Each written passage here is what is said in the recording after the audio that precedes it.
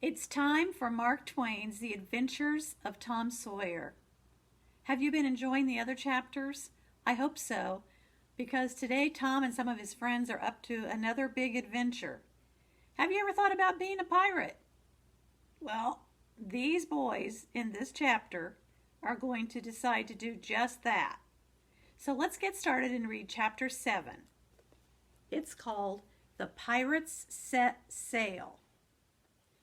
Just when Tom's life seemed to be worth living again, misery set in. Becky Thatcher finally returned to school. Tom was overjoyed when he saw her familiar blonde hair and glowing face in the schoolyard. He tried to get her attention by jumping over the fence and yelling and laughing, doing handsprings, standing on his head, and throwing secret glances in her direction. But nothing worked. Becky never even looked at him. Now, girls, remember what I told you about boys if they're doing that kind of stuff. They may have a crush on you, so watch out for them. Becky was just going to ignore him. Tom's cheeks burned in shame. He had made a fool of himself, he knew. He couldn't stay at school and be miserable, so he gathered his things together and sneaked off. He walked and walked until the school was only a tiny black speck in the distance. He was gloomy and desperate. Nothing mattered now. He was a friendless, forsaken boy, and nobody cared whether he lived or died. He was so deep in his misery that he didn't see his old friend Joe Harper heading toward him. Joe looked worse than Tom. He explained that his mother had just punished him for drinking some cream, which he had never even tasted. He swore he was completely innocent. The two boys walked along, spilling out their misery to each other. They made a pact to stand by one another as brothers and never separate till death. They began to plan some way of escaping from their lives of misery and pain. Joe wanted to be a hermit and live on crusts of bread and water. But Tom had a much more exciting idea. He suggested that they become pirates. Tom knew of the perfect pirate hideout, a small uninhabited island out in the Mississippi River called Jackson's Island. He and Joe sought out Huck Finn and invited him to join them on this wild adventure. When Huck agreed, they made plans to meet at a lonely spot on the riverbank 2 miles above the village at midnight. Each would bring fishing hooks and lines and as much food and other provisions as they could steal. So provisions are like other belongings or things that they may need while they're out there, sort of on a camping trip, things that you might need. Can you think of some of those kinds of things? Like maybe blankets, a jacket, their food, maybe some matches to start a fire, water, that kind of thing. It was a starry and very still night as Tom made his way out of the village. The mighty river lay like an ocean at rest. When Tom reached the bank, he heard nothing, so he gave a low, distinct whistle. It was answered. Both Huck and Joe appeared from behind a bluff. Joe carried, now here are some of the provisions. He carried a side of bacon, and Huck carried a skillet, a bag of tobacco, and corn cobs from which to make pipes. Tom showed them the boiled ham cakes he had brought. The boys loaded their provision onto a small raft tied up on the bank, and they pushed silently away from the shore. About 2 o'clock in the morning, the raft grounded on Jackson's Island. The boys jumped off, tied the raft to a nearby tree, and set out to gather wood for a fire. They built their fire against the side of a great log and cooked some bacon for dinner. The climbing fire lit up their faces and threw its ruddy glare on the trees, the foliage, and twisting vines. What's foliage? It's leaves. The leaves that are on the trees, that's called foliage. When dinner was over, the boys stretched out on the grass and fell into a deep, contented sleep. Tom awoke the next morning wondering where he was. It took a few minutes for him to realize that he had actually run away from home. Joe and Huck were fast asleep. Tom woke them, and they all began talking excitedly. In a minute or two, they had stripped off their clothes and were chasing each other and tumbling about in the shallow water. Yes, they kept on their underwear. They returned to camp wonderfully refreshed, happy, and very hungry. Soon Huck had the campfire blazing again. They had a delicious breakfast of coffee, bacon, and fried catfish, which Huck had caught. After filling themselves until they could eat no more, the boys explored the island a bit. They discovered that it was about 3 miles long and a quarter of a mile wide. The shore that lay closest to the mainland was separated from the island by a narrow channel hardly 200 yards wide. The boys took a swim every hour, so it wasn't until middle of the afternoon that they finally returned to camp. After feasting on cold ham, they threw themselves down in the shade to talk. But their talking soon started to drag, and then it died. The stillness and the sense of the loneliness began to affect the boys all over again. Okay, let me show you a couple pictures. Here's the nighttime picture when they're making their way to the island on their raft. And then this is the picture where they've actually gotten there and they've had their breakfast and now they're off swimming.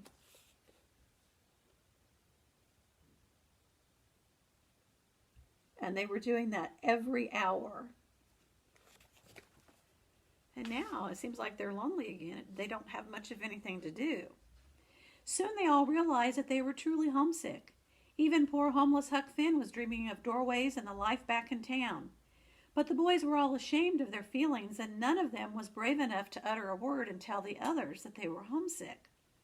Suddenly the boys became aware of a peculiar sound in the distance. It was a strange, muffled boom. "Let's go see what it is," shouted Tom. "Come on!" They sprang to their feet and hurried to the shore.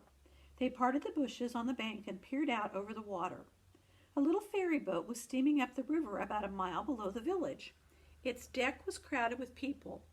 Suddenly a great puff of white smoke burst from the ferry boat's side, followed by that same dull, booming sound they had heard earlier. Boom! Okay, so if you look closely, you can see the ferry boat, and the boys are there on shore. And every now and then, a bunch of smoke will come out the smokestack, and then they hear one of these booms. "I know now," exclaimed Tom. "Somebody has drowned."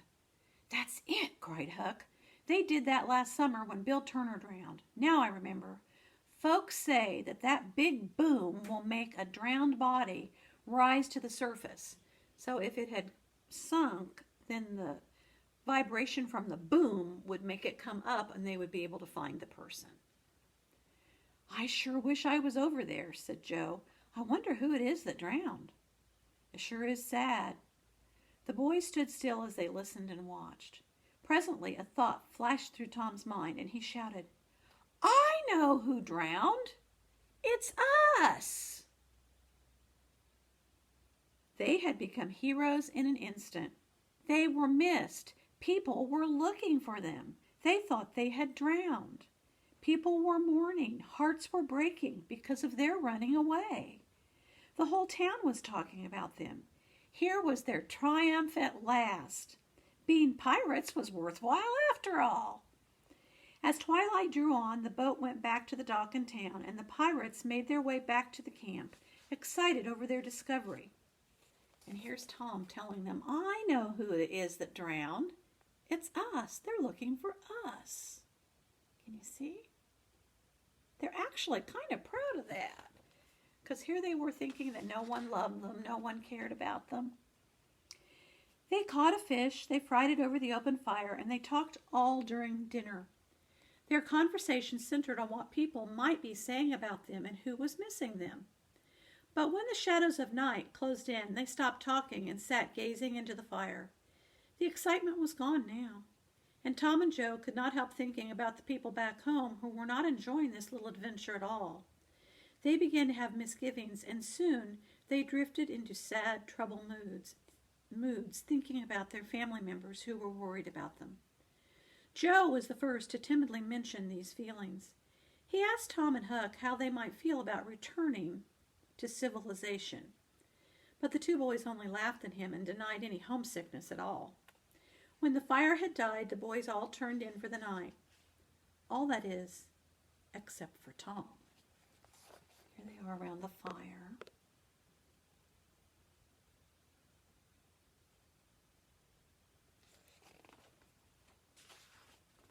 And that's the end of chapter 7.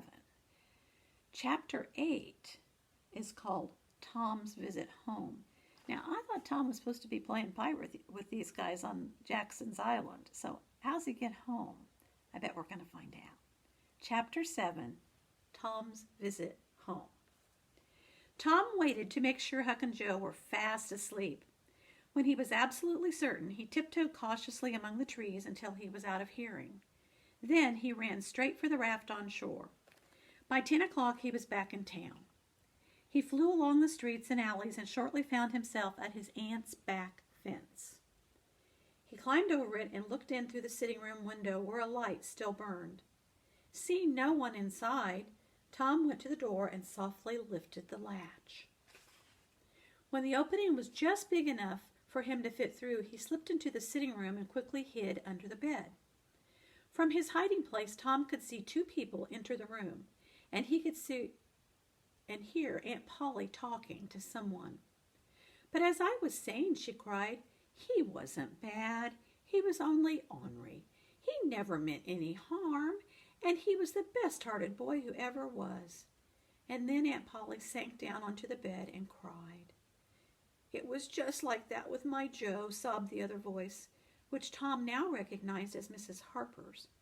"He was always full of the devil and up to every kind of orneriness himself, but he was just as unselfish and kind as he could be." Tom went on listening and realized that everyone assumed the boys had drowned while taking a swim. Then, when the raft was discovered missing, there was hope that they had gone down the river to the next town. But when that hope vanished too, the boys were believed to have drowned somewhere in the middle of the river. If the bodies were not found by Saturday, the boys' funeral would be held at noon on Sunday.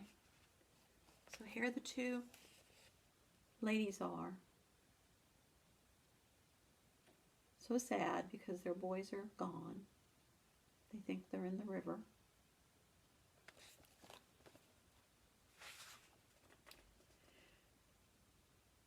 Tom shuddered when he heard that news. He watched as Aunt Polly knelt down and prayed for him.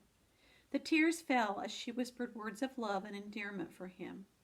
After Mrs. Harper had left and Aunt Polly was asleep, Tom crept out from under the bed and stood looking at the old woman by the light of the candle. His heart was just full of pity for her.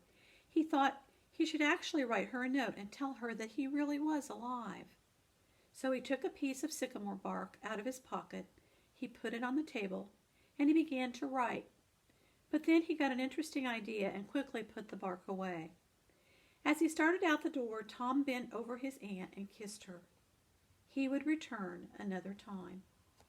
And here he is. He started to write her a message, but then he stuck it back in his pocket. He kissed her, and I think that's the end of this chapter. Yep. Next time, we'll find out what becomes of these pirates when I read to you chapter 9 and 10. Boy, these boys are always up to something, aren't they? Pirate life, is it for them? Well, I think they're going to go home. We'll find out next time. Talk to you later. Bye-bye.